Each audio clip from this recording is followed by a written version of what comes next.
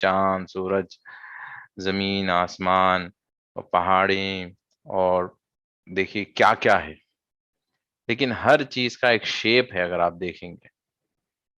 یہ ساری چیزوں کو اللہ سبحانہ و تعالیٰ المصور ہی بناتا ہے، یہاں تک کہ ہم جو ایجاد کرتے ہیں اپنی طرف سے، جیسے دیکھیے گھر کے اندر جو سامان ہم استعمال کرتے ہیں، ایک صوفہ سیٹ آپ کے پاس ہے، اس کا ایک شیپ ہوتا ہے، ریفریجریٹر کا ایک شیپ ہوتا ہے، ایئر کنڈیشن کا ایک شیپ ہوتا ہے، فین کا، لائٹ کا، بلب کا، ٹیوب لائٹ، کھڑکی، دروازے، جو جو کچھ بھی آپ دیکھ رہے، پانی کا بوٹل لے لیجیے آپ کا لیپ ٹاپ لے لیجیے، اور باہر نکلیے، گاڑیاں جتنی گاڑیاں ہوں، کارز دیکھ لیجیے، اتنے سارے کارز ہیں لیکن وہ الگ الگ شیپ میں ہوتی ہے۔ بس ایک الگ شیپ میں ہوتی ہے، ٹرین الگ شیپ کی ہوتی ہے، ایروپلین الگ۔ اب آپ دیکھیے یہ سارے مین میڈ ہے، لیکن یہ المصور ہی ان کو ذہن میں یہ آئیڈیا ڈالتا ہے شیپ بنانے کا۔ اب جتنے بھی ہم ڈیزائن بناتے، دیکھیے اب ڈیزائن آرکیٹیکٹس جو ہوتے ہیں، اتفاق سے میں خود بھی آرکیٹیکٹ ہوں آئی ٹی سافٹ ویئر کا، تو میں بھی ڈیزائنز بناتا ہوں ایک آئی ٹی کا جو ڈیٹا سینٹر ہو کہ اس کا ڈیزائن کیسے ہو۔ تو جب میں ڈیزائن بنانے بیٹھتا ہوں تو میں سوچتا ہوں آبویسلی کہ کیسے بناؤں، اس کو کیسے رکھوں، اس کو یہ کہاں سے رکھوں، یہ سارے آٹومیٹکلی میرے ذہن میں آتے ہی رہتے کہ ایسے رکھو، اس کو ایسے رکھو، ایسے رکھو۔ یہ ذہن میں آپ بتائے کہ یہ خود بخود کیسے آتے ہوں گے یہ باتیں؟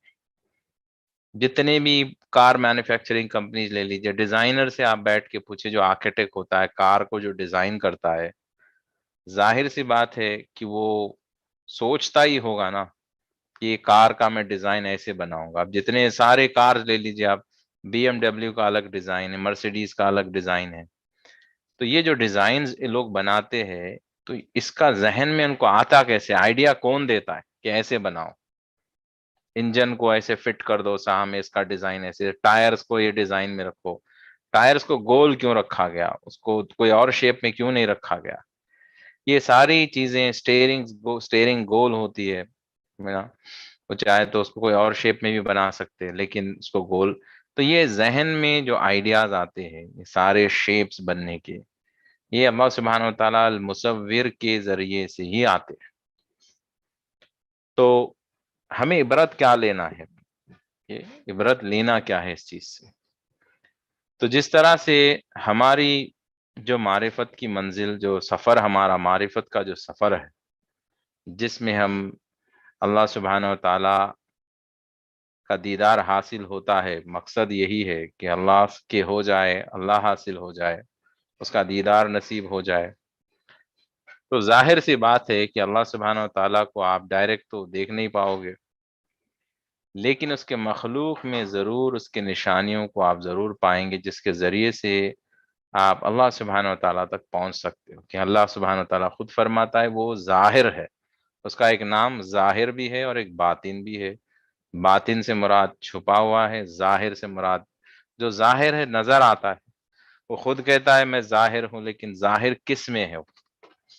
تو اپنے مخلوق میں ظاہر ہے، ظاہر سی بات ہے، وہ اپنے مخلوق میں ظاہر ہے۔ تو مخلوق میں جب وہ ظاہر ہے تو مصور اللہ سبحانہ و تعالیٰ کی یہ صفت سارے مخلوق میں ظاہر ہے۔ جیسے آپ کسی بھی چیز کے طرف دیکھتے ہو تو اس کا شیپ اگر آپ کے ذہن میں آئے تو اگلے ہی پل آپ کے ذہن میں المصور یاد آنا چاہیے کہ اللہ سبحانہ و تعالیٰ نے کتنا بہترین یہ ڈیزائن بنایا ہے۔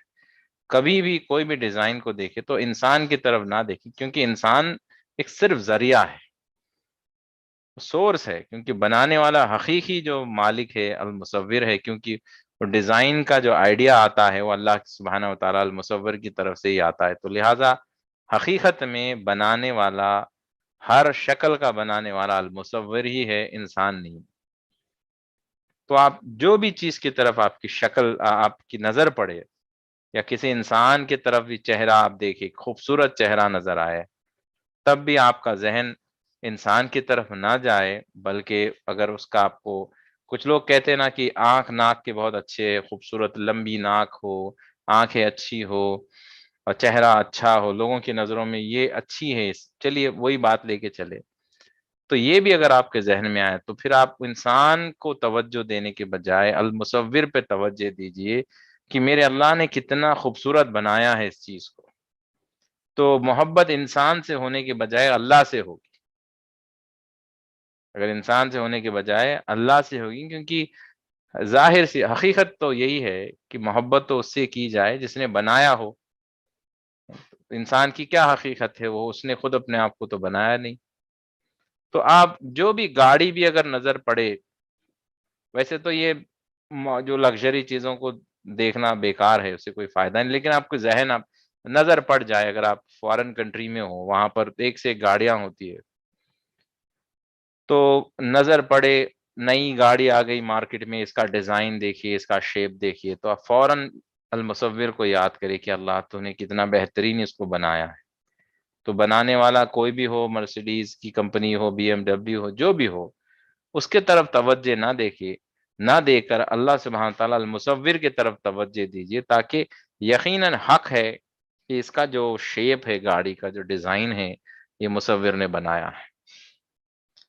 تو اس طرح سے اگر آپ ذہن میں اس کو پریکٹس کرتے جائیں گے، اور یقیناً اللہ کی ہدایت سے ہی ہوتا ہے، ہدایت اگر ہو جائے آپ کو، تو ہوگا یہ کہ آپ جس سمت دیکھیں گے اللہ نظر آئے گا جو کہتے ہیں. تو یہ عادت ہونے پر آپ کو یہی ہوگا کہ آپ جہاں پر بھی دیکھیں گے اللہ ہی یاد آئے گا. آپ جس چیز کو فین دیکھیں گے تو بھی اللہ ہی یاد آئے گا، کیونکہ اس کا بھی ایک ڈیزائن ہوتا ہے.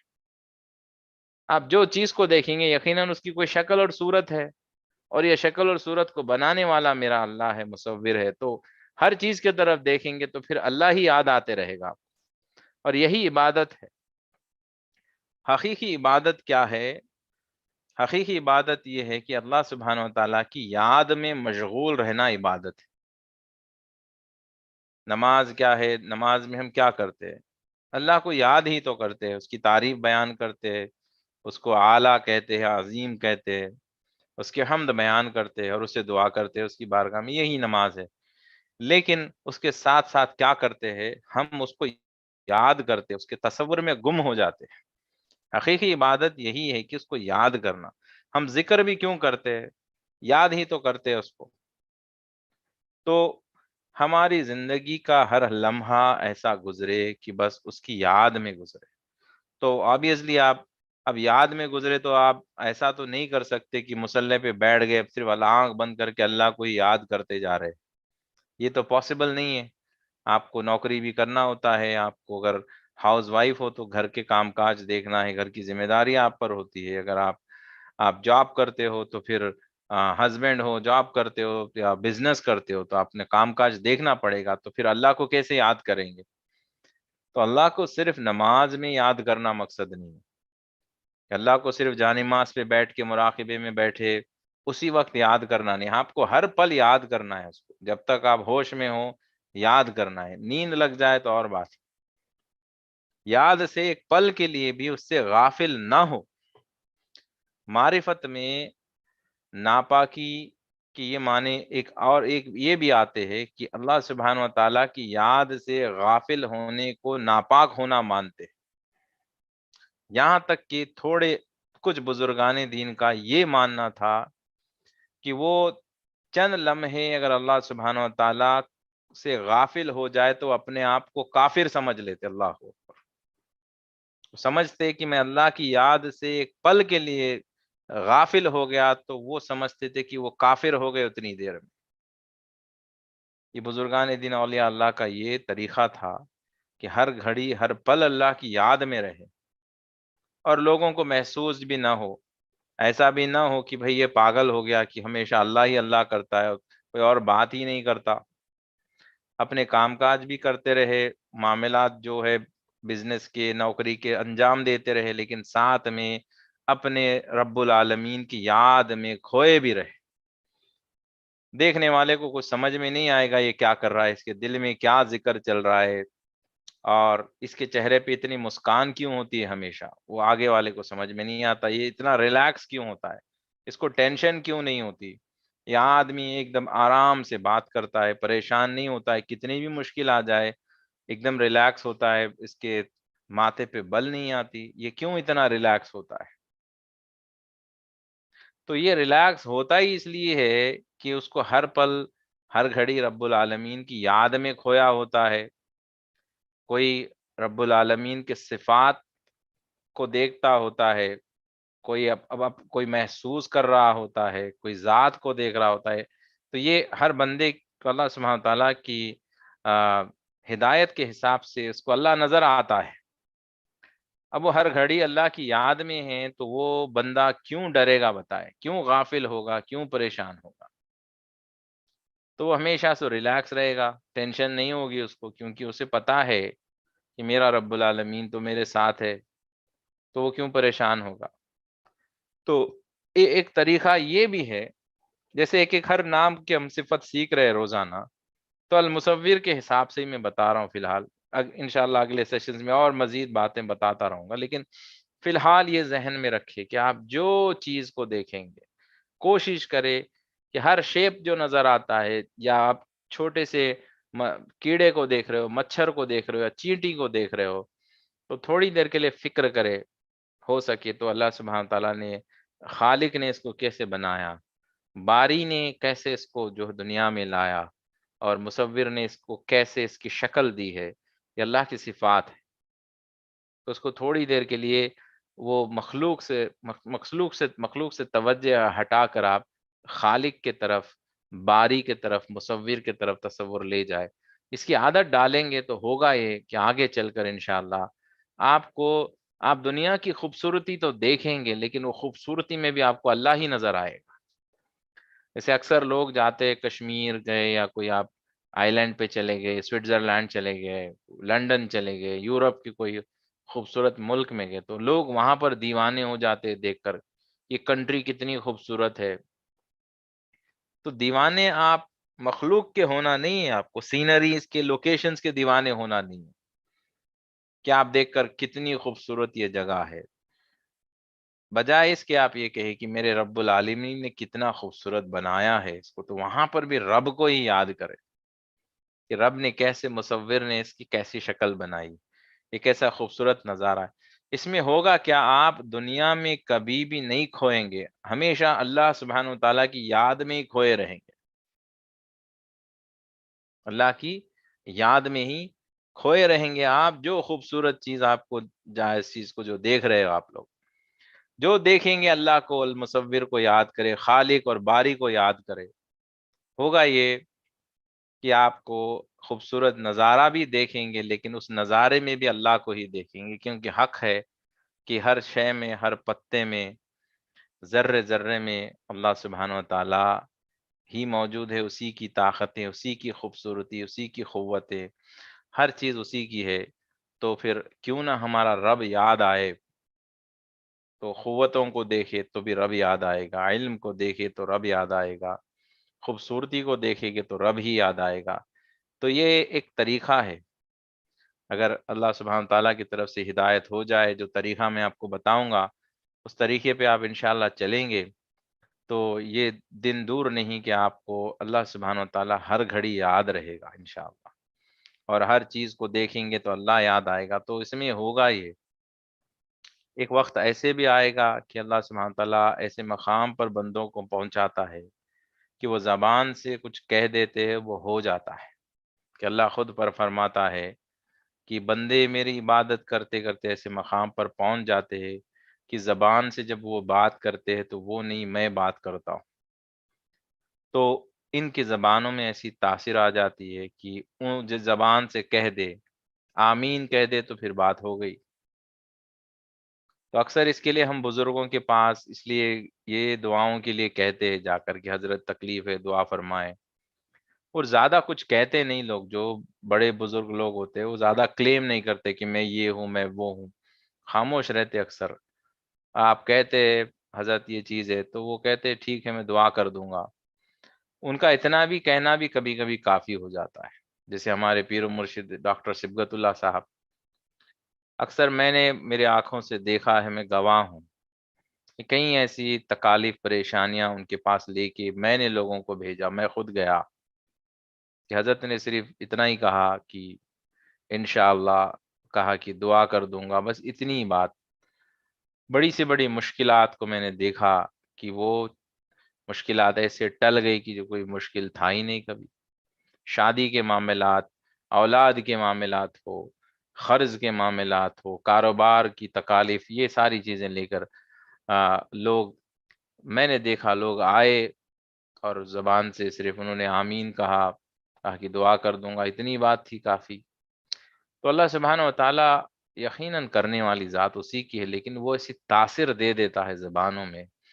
یہ یہ ہدایت ہے یقیناً. اگر یہ راستے پہ چل کے جائیں گے تو وہ منزل، ہمارا مقصد ایسا نہیں کہ ہم کو ایسا بننا ہے کہ ہماری زبان جو کہیں گے ہو جائے گا. ہمارا مقصد یہ ہے کہ قرب الہی ہو، اللہ کے قریب ہو جائے، اس کی محبت ہمارے سینے میں آ جائے. یہ بات اور ہے کہ وہ جب آ جاتی ہے محبت تو پھر ہم کو مقام بھی حاصل ہو جاتا ہے، لیکن مقصد ہمارا یہ نہیں کہ ہم کوئی ولی بن جائے یا کوئی ایسے بن جائے کہ زبان سے جو کہتے ہو جاتا ہے. کبھی بھی کسی بھی اللہ کے ولی کا یہ مقصد نہیں ہوتا.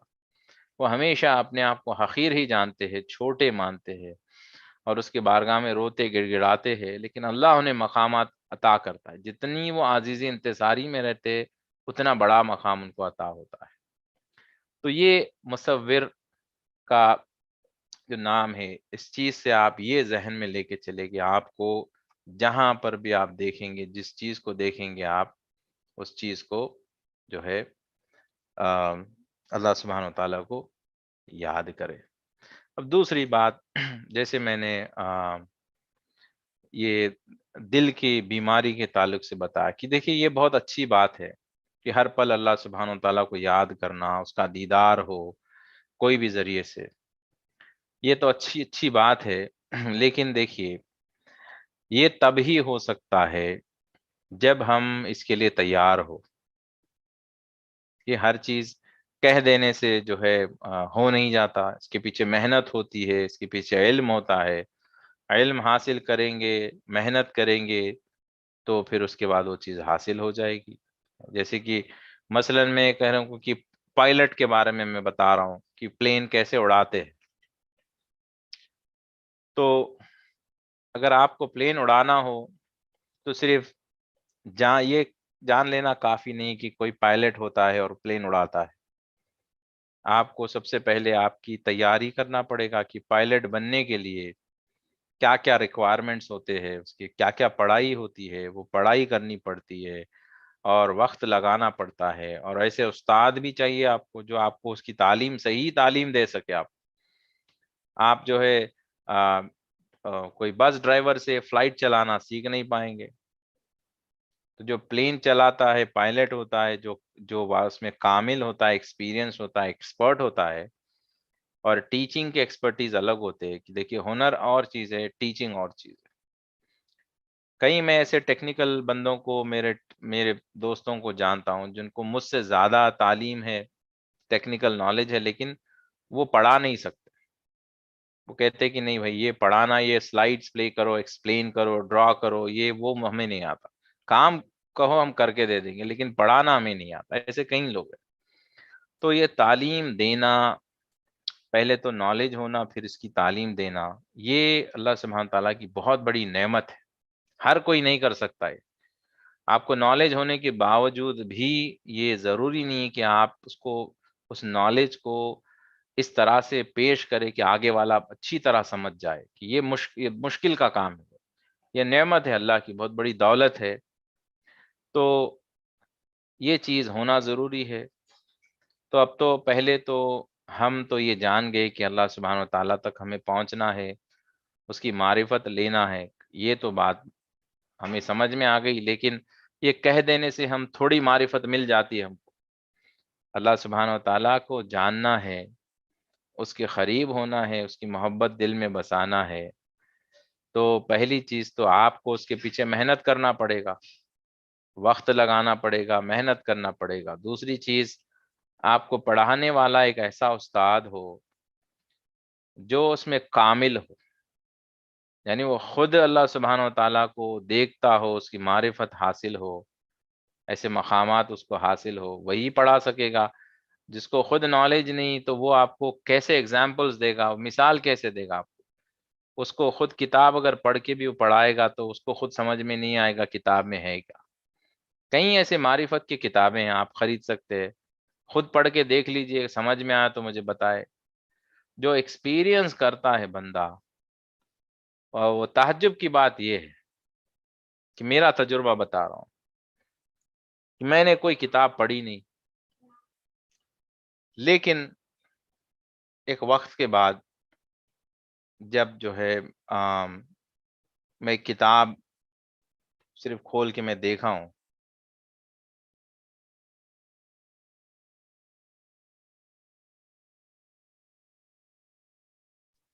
تو یہ بعد میں آپ کو آپ حیران ہو جائیں گے کہ جو آپ ایکسپیرینس آلریڈی کر چکے ہو وہی چیز کتاب میں لکھی ہوتی ہے۔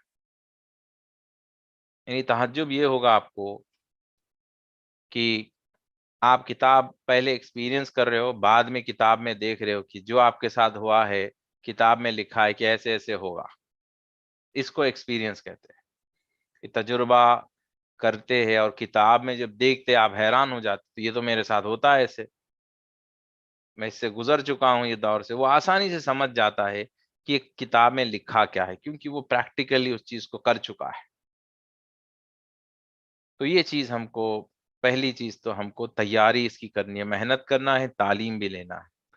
تو اللہ کا بہت بڑا احسان ہے کہ ہمارے اوپر محدث دکن حضرت عبداللہ شاہ صاحب رحمۃ اللہ تعالی علیہ کے ذریعے سے ان کے جو اولادیں ہیں، حضرت ڈاکٹر صبغت اللہ صاحب کامل پیر و مرشد ہے، ان کا ہاتھ ہمارے سر پر ہے، اور محدث دکن کی ہی تعلیمات ہمارے پاس ہے، جن کے ذریعے سے ہم یہ تعلیم لے رہے ہیں۔ یقیناً وہ معرفت کے دنیا میں بہت بڑی منزل پا چکے ہیں، اس میں کوئی شک نہیں۔ تو ہم اب وہی علم کو ہم سیکھ رہے ہیں، کیونکہ وہ ایک اپرووڈ سلیوشن ہے اور کامیاب ہے، اس میں کوئی شک و شبہ بھی نہیں کہ ہم نے دیکھا ہے، یہ پروون طریقہ ہے۔ اب ہم ان کے تعلیمات پہ چلیں گے انشاءاللہ، تو ہمیں بھی انشاءاللہ وہ منزل و مقصد انشاءاللہ مل سکتا ہے۔ تو کل کے سیشن میں جیسے میں نے دل کے بیماری کے بارے میں بتایا تھا، اب آپ غور سے سنیے میری باتوں۔ کل میں نے کیا بتایا کہ انسان کا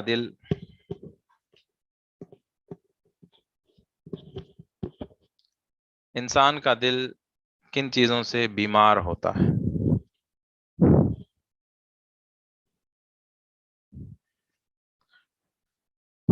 تو اس کے چند باتیں میں نے یہ بتائی کہ بیماری کی علامات کیا ہے، وہ کن کن چیزوں سے بیمار ہوتا ہے، اور بیمار کیسے ہوتا ہے، وہ ساری چیزیں میں نے کل کے سیشن میں بتائی تھی۔ اب دیکھیے، جیسے کہ ہم جانتے ہیں کہ انسان کا دل بیمار جب ہو جاتا ہے تو یقیناً اللہ سبحانہ و تعالیٰ اس کے دل میں نہیں بسے گا۔ تو آج کے سیشن میں آپ کو مزید اس کے بارے میں چند باتیں عرض کروں گا انشاءاللہ۔ سب سے پہلی چیز تو دیکھیے، کسی کا دل اگر بیمار ہو تو بیماری کا انجام موت ہے۔ یاد رکھیے کہ بیماری ہوتے ہوتے ہوتے آخر میں کیا ہوتا ہے، اس کو موت آ جاتی ہے، وہ مر جاتا ہے۔ اب جیسے میں نے کل کے سیشن میں بتایا کہ جسم کی بیماری اگر ہو تو ہمیں آسانی سے پتہ چل جاتا ہے، ہمیں کمزوری ہوتی ہے، کچھ نہ کچھ تکلیف ہوتی ہے، جس کے ذریعے سے ہم پہچان لیتے ہیں کہ کوئی بیماری ہے۔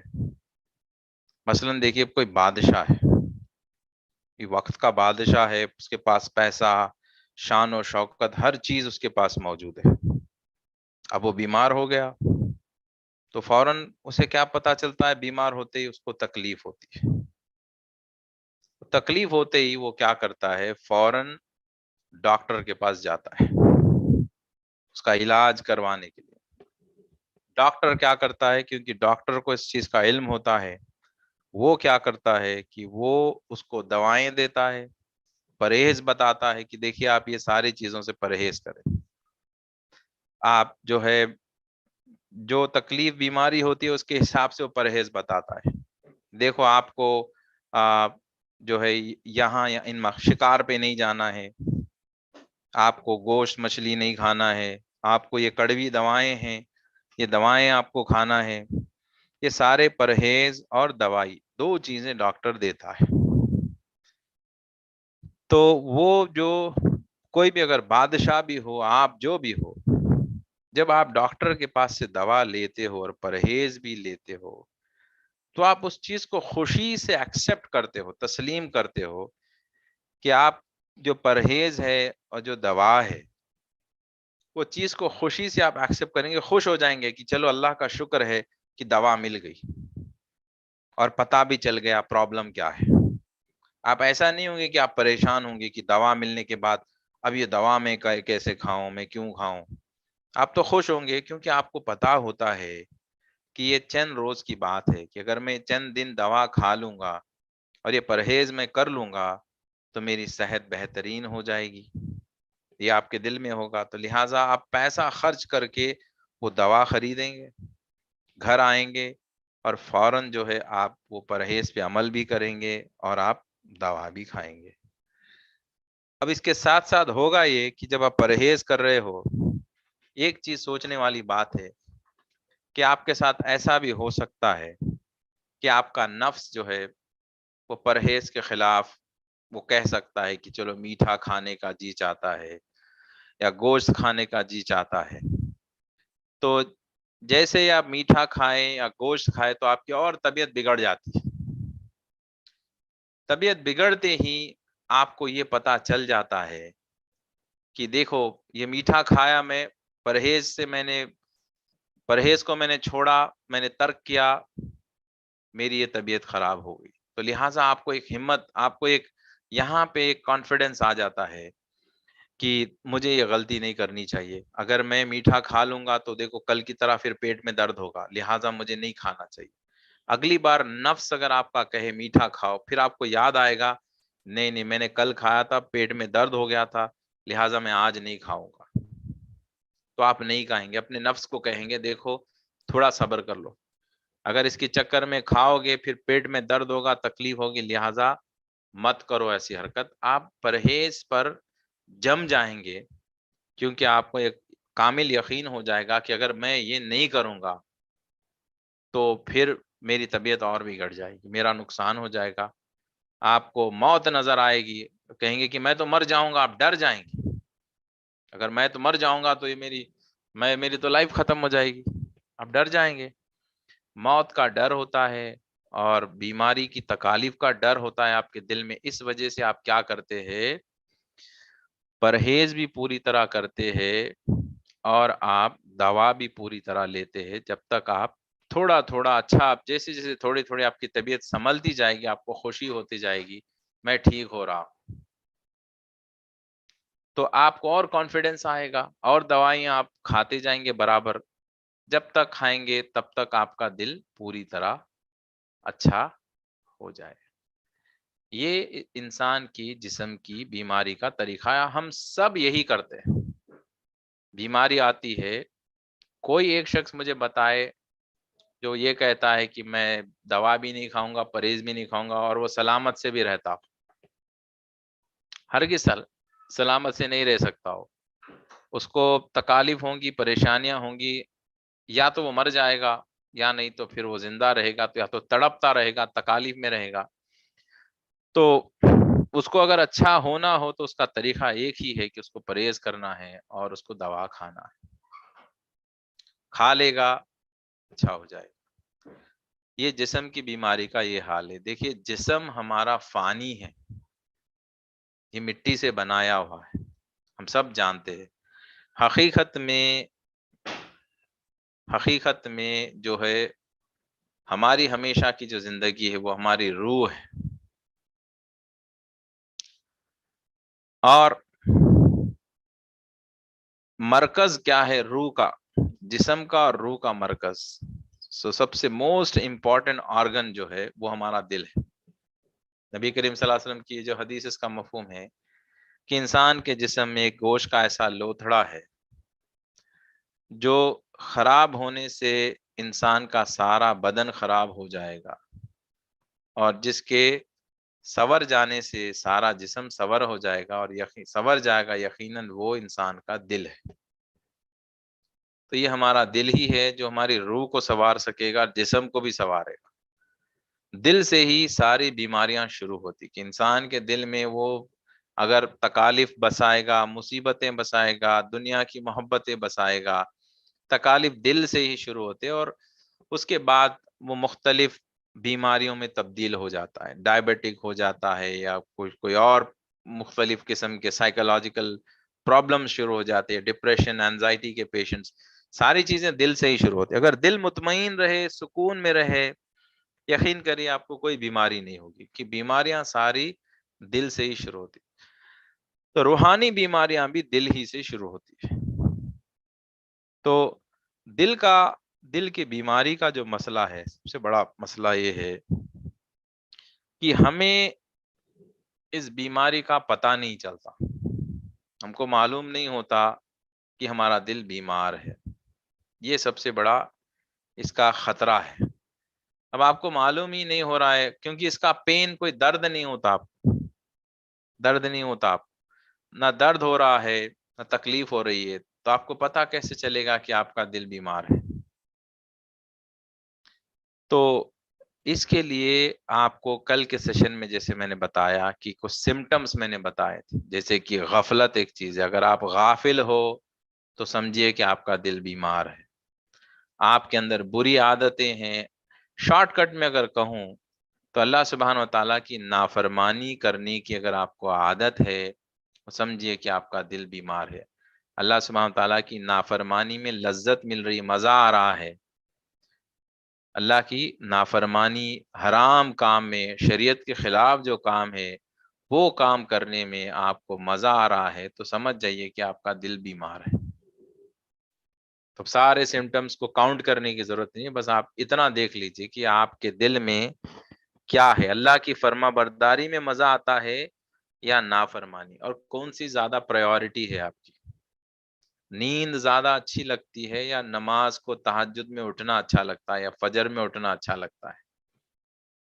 اگر نیند پیاری لگتی ہے تو وہ آدمی فجر نہیں پڑھے گا، سو جائے گا، تو سمجھ جائیے کہ دل بیمار ہے. کاروبار اچھا لگتا ہے، پیسہ کمانا اچھا لگتا ہے، کاروبار بہت زیادہ کسٹمرز ہے دکان میں، عصر کا وقت ہے، مغرب کا وقت ہے، نماز کا وقت ہو رہا ہے اور کسٹمرز دکان پہ کھڑے ہیں، آپ کو لگے گا کہ میں جاؤں گا نماز کو تو پھر کسٹمرز چلے جائیں گے، کاروبار خراب ہوگا. تو پھر آپ کو پیسے زیادہ پیارے ہیں، بزنس زیادہ پیارا ہے یا نماز زیادہ پیاری ہے، اس سے آپ کو پتہ چل جائے گا. تھک گئے ہو، عشاء کے وقت گھر پہنچے ہو، تھکاوٹ ہو گئی، جسم کہتا ہے بہت تھک گئے، آرام کر لیں گے، لیکن روح کہتی ہے عبادت کا وقت ہے. کیا پیارا ہے؟ اللہ کا حکم پیارا ہے یا پھر آپ کو آپ کے نفس کا حکم پیارا ہے؟ آرام کرنا، سکون چاہیے، کیا چاہیے آپ کو؟ اگر اللہ کی نافرمانی غالب آ رہی ہے تو سمجھ جائیے کہ آپ کا دل بیمار ہے. دل بیمار ہے. تو اس کا علاج کیسے کرے؟ اور اللہ سبحانہ و تعالیٰ خود بھی قرآن پاک میں ارشاد فرماتا ہے، سورہ عشراء کی آیت میں، جہاں پہ اللہ سبحانہ و تعالیٰ فرماتا ہے جب کہ نہ مال کوئی فائدہ دے گا نہ اولاد، بجز اس کے کہ کوئی شخص قلب سلیم لیے ہوئے اللہ کے حضور حاضر ہو. یعنی اللہ سبحانہ و تعالیٰ فرماتا ہے کہ جو شخص قلب سلیم لے کر اللہ سبحانہ و تعالیٰ کی بارگاہ میں حاضر ہوگا وہی فلاح پائے گا، وہی کامیاب ہوگا. وہاں پر آپ کو آپ کی اولاد، آپ کا مال آپ کو کوئی فائدہ نہیں پہنچانے والا ہے. اللہ کی بارگاہ میں اگر کوئی چیز آپ کو نفع پہنچا سکتی ہے وہ چیز ہے آپ کا دل، قلب سلیم. کے لیے میں ہر سیشن میں شروع میں دعا کرتا ہوں کہ اللہ سبحانہ تعالیٰ آپ تمام لوگوں کو قلب سلیم عطا فرمائے اور نفس مطمئنہ کی دولت سے سرفراز فرمائے. یہ قلب سلیم کی دولت، یہ قلب سلیم کی دولت ایسی دولت ہے کہ جو اللہ سبحانہ و تعالیٰ کے حضور یہ ہمیں کام آنے والی ہے۔ تو قلب سلیم کیا ہے؟ قلب سلیم اسی کو کہتے ہیں جس قلب میں اللہ سبحانہ و تعالیٰ بستا ہو، جس دل میں اللہ بسے وہ قلب سلیم ہو گیا۔ تو یہ دل میں ہم قلب سلیم، اس کو ہمارے دل کو قلب سلیم بنائیں کیسے؟ ہم کیسے بنائیں؟ تو اس کے لیے سب سے پہلی چیز آپ دیکھیے کہ یہ جو دل ہمارا بیمار ہو گیا اس کا علاج ہم کو کرانا ہے۔ اب بیمار کیسے ہوا یہ تو آپ جان گئے، کل سمٹمز میں نے بتا دیا، ابھی بھی میں نے بتا دیا کہ اگر آپ کا دل اللہ کی نافرمانی کی طرف مائل ہوتا ہے، کوئی بھی نافرمانی کی طرف، تو سمجھیے کہ آپ کا دل بیمار ہے۔ اب چونکہ ہم کو پتا چل گیا کہ دل ہمارا کوئی نہ کوئی طریقے سے کہیں نہ کہیں پر بیمار تو ہے، اب اس کا علاج کیسے کرائے؟ تو دل کے بیماریوں کا علاج یہ ہے کہ پہلی چیز کہ دل کا ڈاکٹر کون ہے، اس کا ہارٹ اسپیشلسٹ ہمیں کہاں ملے گا جس سے ہم جا کے علاج کرائے، کیونکہ ایسا تو نہیں کہ آپ خود ہی علاج کر لیں گے آپ کے دل کا۔ تو حضرت محدث دکن عبداللہ شاہ صاحب رحمۃ اللہ علیہ اپنے کتاب علاج الصالحین میں لکھتے ہیں کہ دل کے طبیب جو ہے انبیاء علیہ الصلاۃ والسلام ہے، اور ان کے نائب، یعنی ان کے نائب یعنی علماء کو اللہ انبیاء کے نائب بتایا گیا ہے۔ تو دل کے ڈاکٹر یہی ہے کہ انبیاء علیہ الصلاۃ والسلام، نبی کریم صلی اللہ علیہ وسلم دل کے ڈاکٹر، جیسے ہماری جو بیماری ہے دل کی بیماری اس کو دور وہ کرتے ہیں، یعنی مطلب جو شریعت نبی کریم صلی اللہ علیہ وسلم نے بنائی ہے وہ شریعت پر اگر ہم چلیں گے تو پھر ہمارا دل جو ہے محفوظ رہے گا، بیماریوں سے محفوظ رہے گا، دل ہمارا صاف پاک و صاف رہے گا۔ تو نبی کریم صلی اللہ علیہ وسلم کا جو علم ہے، جو شریعت انہوں نے لائی، وہ شریعت صحابہ کے ذریعے سے، تابعین، طب تابعین سے ہوتے ہوتے آج تک بھی یہ جاری اور ساری ہے۔ لیکن دیکھیے اس میں بھی دو چیزیں ہیں۔ ایک چیز یہ ہے کہ ہم ایسے شخص کے پاس علم لے رہے ہیں، جیسے کہ دیکھیں ہر عالم کامل نہیں ہوتا، یعنی کامل روحانی معرفت الہی کا علم ہر عالم کے پاس نہیں ہوتا۔ کہ عالم کیا ہے؟ ایک کورس ہے۔ ہماری سب سے بڑی غلط فہمی کیا ہوتی ہے کہ مدرسے میں گئے، عالم کورس کر لیے، عالم بن گئے، تو ہم سمجھتے کہ اب یہ بہت بڑے عالم ہو گئے، اور ہم ان کو فالو کرنا شروع کر دیتے کہ عالم صاحب ایسے کرتے، عالم صاحب ویسے کرتے۔ دیکھیے جیسے یونیورسٹی ہے، بی کام ہے، بی اے ہے، آپ ڈگریاں کرتے ہو، عالم کا جو پوزیشن ہے وہ انٹرمیڈیٹ جو کر لیا وہ عالم بنے گا، جو ڈگری کر لیا وہ فاضل بنے گا، جو پوسٹ گریجویشن کر لیا وہ کامل بنے گا۔ تو علم الگ چیز ہے، عمل الگ چیز ہے۔ ہر علم رکھنے والا عمل کرنا یہ گارنٹی نہیں۔ پریکٹسنگ عالم الگ ہوتا ہے، نالج والا الگ ہوتا ہے۔ جیسے کہ ہمارے کچھ دوست ہیں جو ایڈوکیٹ ہے، ایل ایل بی ہے، لائر ہے، لیکن وہ پریکٹسنگ نہیں ہے، بس لائر اس لیے بن گئے کہ بس ان کو ایک ڈگری چاہیے تھی لائر کی، لے لیے، لیکن ان کا بزنس ہے، کاروبار ہے، کاروبار کرتے۔ اب میں ان سے جا کے کہوں گا کہ بھائی میرا کیس ہے، آپ لڑ لو، تو ان کے پاس پاورز تو ہے لیکن وہ کیس جیتنا ان سے مشکل ہو جائے گا، کیونکہ وہ پریکٹسنگ ہے ہی نہیں، کرنٹ افیئرس کیا ہے ان کو معلوم نہیں، وہ کتابیں پھر کھولیں گے، ٹٹولیں گے، کیا رولز ہے، کتنے چینجز آ گئے رولز میں، کیا ہو گیا کیا نہیں، کچھ نہیں معلوم۔ تو یہ نالج لے لینا اور ہے، پریکٹیکل ایکسپیرینس ہونا اور ہے۔ جیسے میں کار ڈرائیونگ کی مثال اکثر دیتا ہوں، آپ جا کر تھیوری کی ساری ٹریننگ کار ڈرائیونگ کی لے لیے کلاس روم میں بیٹھ کر، کہ یہ اسٹیئرنگز ہے، اس کو ایسے ڈرائیو کرنا ہے، یہ سب کرنا ہے، ساری ٹریننگ لے کر ڈگری بھی آپ لے لیے، آپ ریٹن ایگزام تھا، آپ پاس ہو گئے، آپ نے 100 سکور کر دیا، لیکن آپ نے گاڑی چلائی نہیں، تو بتائیں کہ آپ اپنے آپ کو ڈرائیور کہنا لیں کہ لائق ہے؟ بالکل نہیں. اسی طرح عالم جو ہوتا ہے، عالم سیکھ لیتا ہے قرآن میں کیا کیا لکھا ہے، سب حدیثوں میں کیا ہے، ساری چیزیں پتہ چل جاتی ہے، ٹھیک ہے. لیکن کیا یہ جان لینا کافی ہے؟ بالکل نہیں. کیونکہ وہ پوری طرح اس میں اترنا ضروری ہے کہ اب عالم ہے، نالج آ گیا تو عمل بھی تو کرنا ہے. دیکھیے ہم بھی تو کچھ نہ کچھ علم رکھتے ہیں، چھوٹے موٹے عالم، یعنی علم رکھنے والے کو عالم کہتے ہیں.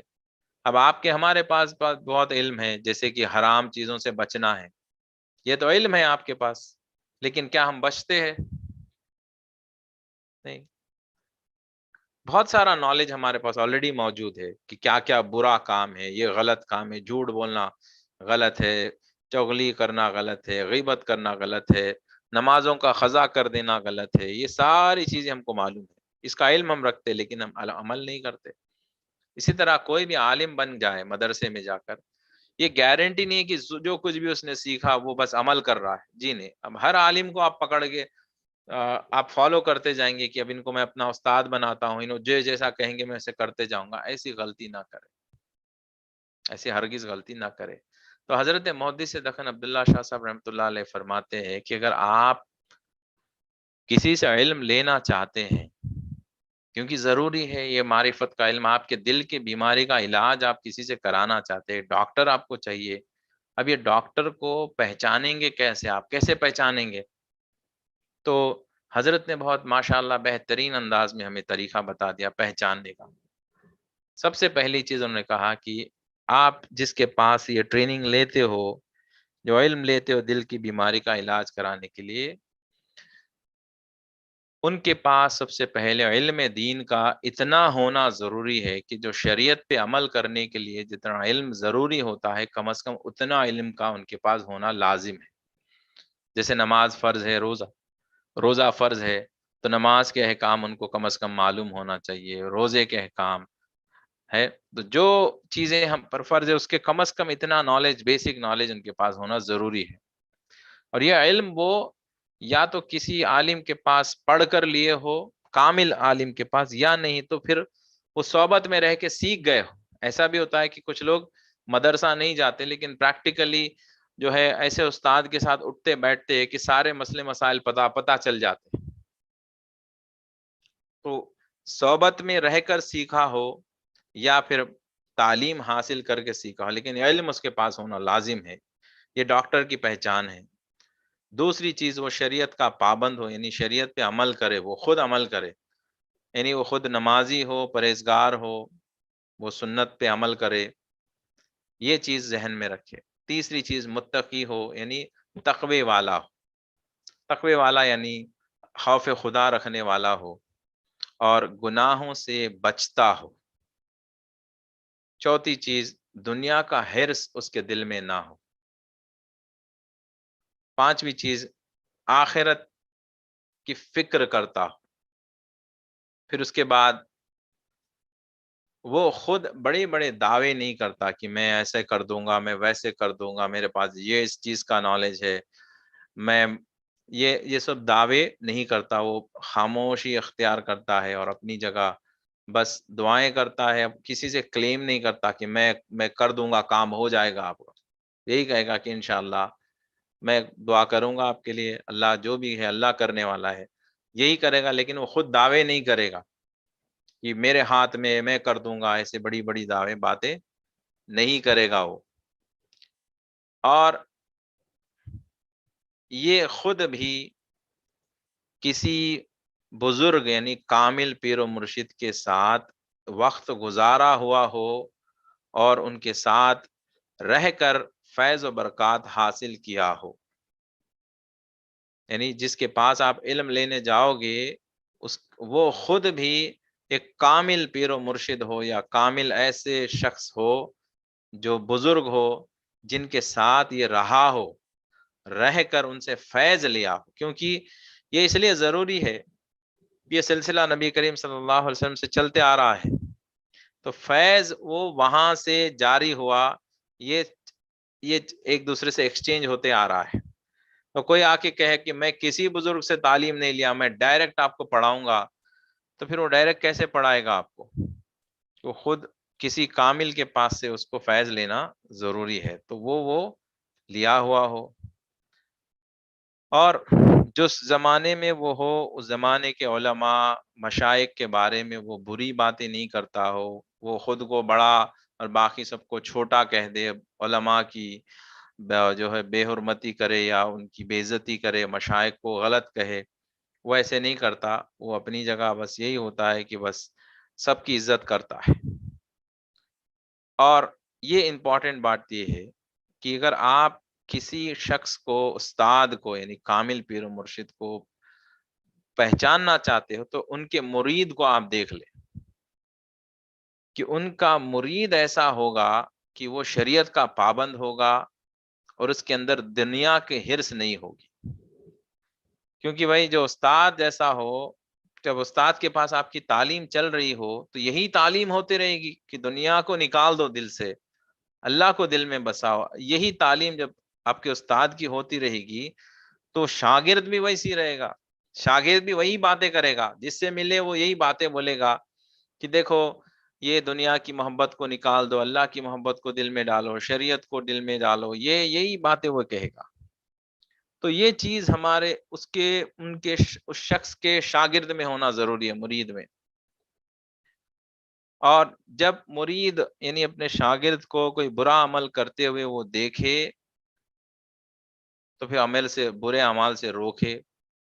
اور یہ خاص بات کہ اگر وہ شخص جس کے ساتھ آپ بیٹھے، ساتھ بیٹھنے یعنی جیسے مثلا اب اس وقت بھی ہم آن لائن لیکچر دے رہے ہیں، یہ بھی ایک صحبت ہے۔ اگر آپ ایسے مرشد کے ساتھ بیٹھتے ہی آپ کے دل سے دنیا کی محبت کم ہو جائے اور اللہ سبحانہ و تعالیٰ کی محبت بڑھ جائے تو سمجھ جائیے کہ وہ ایک کامل استاد ہے جو آپ کو کامل تعلیم دے رہا ہے۔ تو یہ چند صفات ہے جس کو دیکھ کر آپ اپنے استاد کو چننا ہے، طے کرنا ہے کہ ہاں میں ان سے تعلیم لوں گا، ان کے ذریعے سے میرے دل کا علاج، بیماری کا علاج انشاءاللہ ہو جائے گا۔ یہ باتیں حضرت محدث دکن عبداللہ شاہ صاحب رحمۃ اللہ علیہ نے کہا کہ تو اب میں یہ نہیں کہتا کہ دنیا میں ایک ہی ہے یا دو ہے، یہ آپ کے ذہن میں تعلیم جس سے بھی آپ کو لینا ہو، ویسے آپ کی تعلیم ماشاءاللہ چل رہی ہے یہاں پر، لیکن علم کے لیے میں بتا رہا ہوں کہ آپ جب دوسروں کو بھی سکھائیں گے تو یہ ضرور بتائیں کہ وہ کوئی بھی دنیا کے کونے میں ہو، کسی بھی ایرے گہرے کے پاس جا کے تعلیم نہ لے، یہ صفات ان کے اندر دیکھے آپ۔ تو کیا ہوتا ہے اکثر میں بتاتا ہوں، یوٹیوب پہ جاتے ہیں آپ لوگ، اب جو بیان نظر آ جائے، آپ یوٹیوب پہ کیا دیکھتے ہیں کہ کچھ آپ ٹائٹل دیکھ کر بیان پلے کر دیتے، اسماء الحسنہ کا ہی لے لیجئے، اب کوئی بھی اٹھا کر کوئی بھی بول رہا ہے، آپ کو کیا، کون ہے یہ عالم، کیا ہے ان کے بارے میں کچھ بیک گراؤنڈ آپ کو نہیں معلوم ہے، تو ہوگا یہ کہ وہ بہترین سے بہترین آپ کو باتیں بتائے گا، حدیثیں بتائے گا، آپ کو رلائے گا، آپ کو روئیں گے، آپ ایسی ایسی باتیں آپ کو ایک دم دردناک لگے گا کہ یہ آپ خوش ہو جائیں گے کہ بہت اچھا عالم ہے، اچھا لگے گا۔ لیکن ہوگا یہ کہ وہ کہیں نہ کہیں اگر وہ غلط آدمی ہے، اس کا عقیدہ غلط ہو، تو کہیں نہ کہیں آپ کے دل میں کوئی ایسی بات وہ ڈال کے فتنہ پیدا کر دے گا جس سے آپ کا ایمان تباہ ہو سکتا ہے۔ جیسے ایک گھڑا دودھ ہو، وہ بھر رہا ہے، آپ کو بہت خوشی ہو رہی کہ اتنا دودھ جم رہا ہے، اس میں بہت زبردست دودھ ہے، لیکن پھر وہ ایک خطرہ گندگی کا ایسا ڈالے گا جس کا آپ کو پتہ بھی نہیں چلے گا، سارا دودھ گندا ہو جائے گا۔ ایسے بہت لوگ ہیں غیر مقلدین جو اچھی باتیں کریں گے، آپ بیان میں آپ روئیں گے سن کر، لیکن وہ ان کا عقیدہ ایسا ہوتا ہے کہ مثلا دیکھیے کہ نبی کریم صلی اللہ علیہ وسلم کا نام امی ہے، ہم نے اسماء النبی صلی اللہ علیہ وسلم کے سیشن میں سیکھا ہے۔ امی کے معنی عموماً جو آتے ہیں وہ ان پڑھ کو کہتے ہیں، ان پڑھ جاہل لوگوں کو امی کہتے ہیں، لیکن نبی کریم صلی اللہ علیہ وسلم کے تعلق سے جو امی کا لفظ استعمال ہوا ہے، وہ استعمال یہ ہوا ہے کہ نبی کریم صلی اللہ علیہ وسلم کی ذات وہ ہے جو کسی نے ان کو نہیں پڑھایا ہے، ان ٹیوٹرڈ، کسی نے نہیں پڑھایا، صرف اللہ سبحانہ و تعالیٰ نے ہی پڑھایا ہے۔ یہ ضروری تھا یہ بتانا، کیونکہ اگر نبی کریم صلی اللہ علیہ وسلم دنیا میں آ کر کسی استاد سے تعلیم لے لیتے تو پھر وہ نبی کریم صلی اللہ علیہ وسلم سے افضل ہو جاتا، کیونکہ آپ کتنے بھی بڑے کیوں نہ ہو، کتنے بھی بڑے کیوں نہ بن گئے ہو، آپ استاد کے نیچے ہی رہو گے، یہ بات یاد رکھیں۔ تو اگر نبی کریم صلی اللہ علیہ وسلم دنیا میں آ کر کسی بزرگ سے، اگر خدا نہ خواستہ بزرگ سے کوئی علم لے لیتے تو پھر وہ بزرگ بڑے ہو جاتے ہماری نظروں میں۔ اللہ سبحانہ تعالیٰ کی یہ شان ہے کہ نبی کریم صلی اللہ علیہ وسلم کو اللہ نے ڈائریکٹ علم دیا ہے، تب ان کو امی کیسے کہیں گے؟ تو تمام علماء قرآن کی تو قرآن ہی تو پڑھ کے عالم بنتے ہیں، تو قرآن کو دیا کس نے ہے؟ اللہ نے ڈائریکٹ تھوڑی دیا ہے، نبی کریم صلی اللہ علیہ وسلم نے ہی دیا ہے۔ قرآن کو سمجھایا کس نے ہے؟ جو پڑھا لکھا، جو ان پڑھ ہو، وہ قرآن کو کیسے سمجھائے گا؟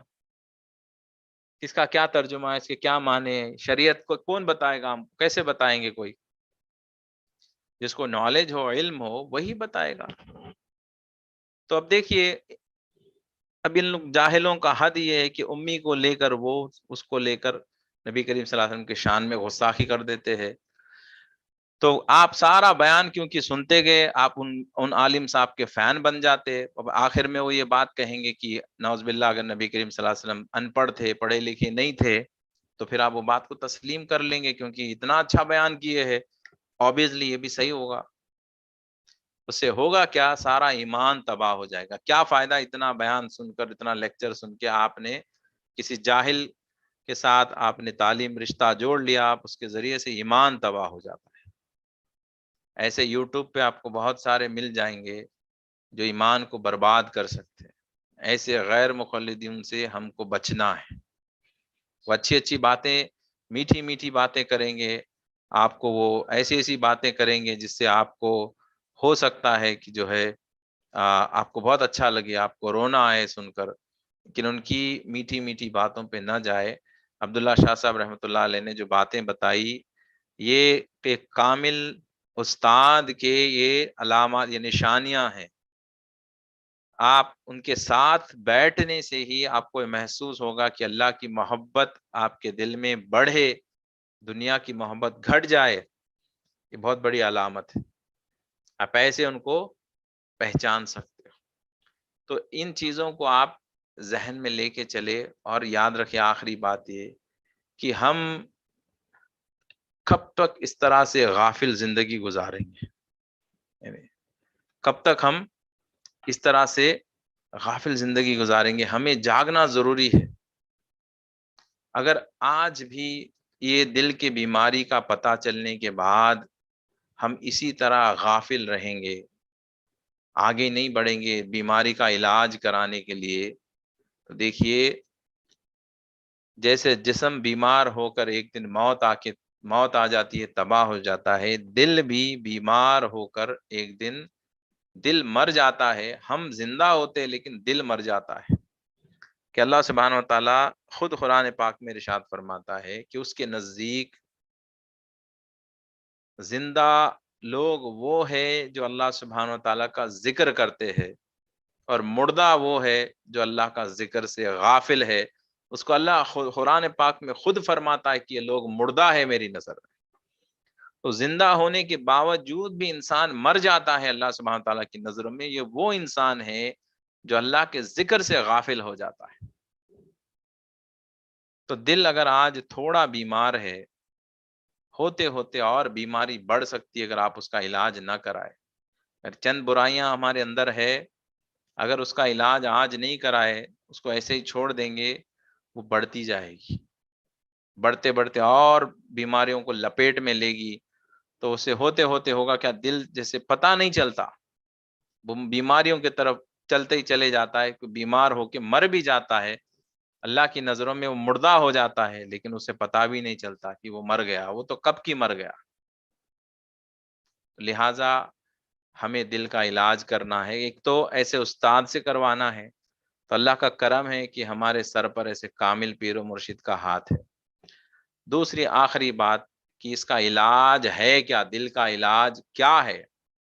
تو حضرت محدث دکن رحمۃ اللہ تعالی علیہ نے فرمایا کہ اس دل کا علاج اگر آپ کرانا چاہتے ہو تو اللہ سبحانہ تعالیٰ کا ذکر کرو، مراقبہ، سلوک کا ذکر کرو گے، ایک کامل پیر و مرشد کی اجازت سے ذکر کرو گے، تو انہوں نے فرمایا کہ یہ ذکر کے ذریعے سے یہ دل کی بیماری دور ہوتی ہے، اور استاد آپ کا ہونا ضروری ہے جو آپ کو وقتاً فوقتاً یہ بیماری کے علامات چیک کرتا رہے گا، اور پھر اس کے حساب سے وہ ذکر میں تبدیلیاں لائے گا، اس کو اور مراقبے میں بڑھائے گا یا کم کرے گا۔ یہ ساری چیزیں ایک استاد کے گائیڈنس میں ہونا ضروری ہے۔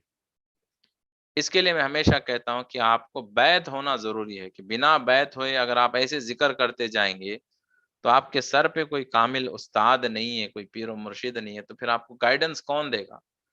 ایسے میں تو لوگ گمراہ ہو سکتے ہیں، کہ شیطان ذکر کے وقت آ کے کئی باتیں بول سکتا ہے، آپ کو کسی ایک اچھی شکل میں آ کے وہ کہہ سکتا ہے کہ میں اللہ کا ولی ہوں، یا خود کہہ سکتا ہے کہ میں اللہ ہوں، ایک نور کی شکل میں آ کے وہ کہہ سکتا ہے میں اللہ ہوں، اور وہ کہے گا ایسے کرو ویسے کرو، تو کیسے آپ کو پتا چلے گا؟ اب کوئی آ کے کہہ دے کہ سر مجھے ایک وائٹ کلر کا نور مجھے دکھ رہا ہے اور مجھے یہ کہہ رہا ہے، کیا یہ اللہ ہے؟ تو جو جانتا ہے وہ کہے گا کہ یہ دھوکے باز ہے، یہ دھوکا ہے، یا اللہ ہے واقعی میں؟ کیسے پہچانے گا وہ بچہ؟ وہ تو اسٹوڈنٹ ہے۔ اس لیے ہمارے سر پہ کامل استاد ہونا، پیر و مرشد ہونا ضروری ہے۔ تو اس کے لیے یہ ایک تو ذکر کرنا ہے، دوسرا کامل استاد ہونا ہے۔ اس کے ذریعے سے اگر آپ کرتے جائیں گے تو انشاءاللہ سبحانہ تعالیٰ آپ کے دل کی بیماری ایک نہ ایک دن ضرور دور ہو جائے گی۔ انہوں نے یہ بھی فرمایا کہ جو لوگ بزی ہوتے ہیں، مصروف ہوتے ہیں، انہوں نے فرمایا اکثر یہ کمپلینز آتی ہے کہ میں بزی ہوں، مجھے ٹائم نہیں مل رہا ہے۔ تو حضرت نے یہ بھی کتاب میں لکھ دیا کہ جو لوگ بزی ہوتے ہیں، ٹائم نہیں ملتا ہے، انہوں نے کہا کہ جو فضول وقت جو اپنا ٹائم جو ویسٹ کرتے ہو، وہ جو ٹائم ویسٹ ہوتا ہے وہ ٹائم کو آپ بچا لیجئے، وہ ٹائم میں آپ ذکر کر سکتے ہیں۔ اکثر ہم یہ کرتے ہیں کہ اب دیکھیے کئی لوگ بولتے ہیں کہ میں بہت بزی ہوں، مجھے ٹائم نہیں مل رہا ہے، لیکن کرکٹ کے شوقین ہے، کرکٹ میچ ہے تو اچانک ان کو ٹائم نکل آتا ہے، 2-3 گھنٹے کا میچ بیٹھ کے دیکھ لیتے ہیں، ٹی وی دیکھنے کے لیے ٹائم نکل جاتا ہے۔ اگر اپنا خود کا فون آپ نکال کے دیکھیں گے، یوسیج ٹائم دیکھیں گے، فیس بک، الگ الگ سوشل نیٹورکنگ سائٹس، آپ گارنٹی کے ساتھ میں کہہ سکتا ہوں آرام سے دن میں 2-3 گھنٹے تو فون پہ گزارتے لوگ، پھر خود کہتے ہیں کہ میں بزی ہوں، میرے پاس ٹائم نہیں ہے۔ تو حضرت نے یہی فرمایا کہ جو بزی لوگ ہیں اپنا کام تو بالکل کرتے رہے، آفس جائے، کاروبار کرے، لیکن جو فضول جو وقت ہم ضائع کر دیتے وہ وقت کو بچا لیجئے اور اس میں ذکر کر دیجئے۔ اور جو لوگ فری ہوتے ہیں ان کے لیے کہا کہ آپ اگر فری ہو، ٹائم ہو، تو پھر آپ زیادہ وقت ذکر میں گزارے، اپنے پیر و مرشد کے ساتھ زیادہ وقت گزارے، پاسبل ہو ان کی صحبت میں بیٹھے، اٹھے بیٹھے جتنا ہو سکے، اور ان کے جو تعلیمات ہوتے ہو زیادہ تعلیمات میں بیٹھے، ان کی صحبت میں رہے، جتنا ان کے قریب رہیں گے آپ ان کو، اتنا جلدی آپ کو فیض حاصل ہوگا۔ تو یہ ذکر کو جو سلوک کا طریقہ میں بتایا ہوں اس کو آپ کثرت سے جاری اور ساری رکھے، اور انشاءاللہ پھر کل کے سیشن میں آپ کو مزید اور کے تعلیمات لے کے انشاءاللہ حاضر ہوں گا۔ چلیے دعا کر لیتے ہیں۔ الحمدللہ رب العالمین، اللہم صلی علی سیدنا محمد وعلی آلہ وازواجہ واہل بیتہ وصحبہ واولیاء امتہ افضل صلواتک وعدد معلوماتک وبارک وسلم۔ اللہم ربنا آتنا فی الدنیا حسنہ وفی الآخرۃ حسنۃ وقنا عذاب النار۔ ربنا ظلمنا انفسنا وان لم تغفر لنا وترحمنا لنکونن من الخاسرین۔ اللہم انی اسألک الجنہ واعوذ بک من النار۔ اللہم انی اسألک الحبک وحب من یحبک والعمل الذی یبلغنی حبک۔ اللہم اجعل حبک احب بالنفس واہلی من الماء البارد اللهم اجعل في قلبي نورا وفي بصري نورا وفي سمعي نورا وعن يميني نورا وعن يساري نورا وفوقي نورا وتحتي نورا وأمامي نورا وخلفي نورا وجعلي نورا. ربنا لا تزغ قلوبنا بعد إذ هديتنا وهب لنا من لدنك رحمة إنك أنت الوهاب. اللهم عافني في بدني، اللهم عافني في سمعي، اللهم عافني في بصري، اللهم عافني في قلبي. لا إله إلا أنت. اللهم أنت ربي لا إله إلا أنت. خلقتني أنا عبدك، أنا على عهدك ووعدك ما استطعت. أعوذ بك من شر ما صنعت. أبوء لك نعمتك علي وأبوء ذنبي فاغفر لي فإنه لا يغفر الذنوب إلا أنت. اللهم إنك عفو تحب العفو فاعف عني واعف عنا واغفر لنا وارحمنا. أنت مولانا فانصرنا على القوم الكافرين. سبحانك اللهم وبحمدك أشهد أن لا إله إلا أنت أستغفرك وأتوب إليك. السلام علیکم ورحمۃ اللہ وبرکاتہ.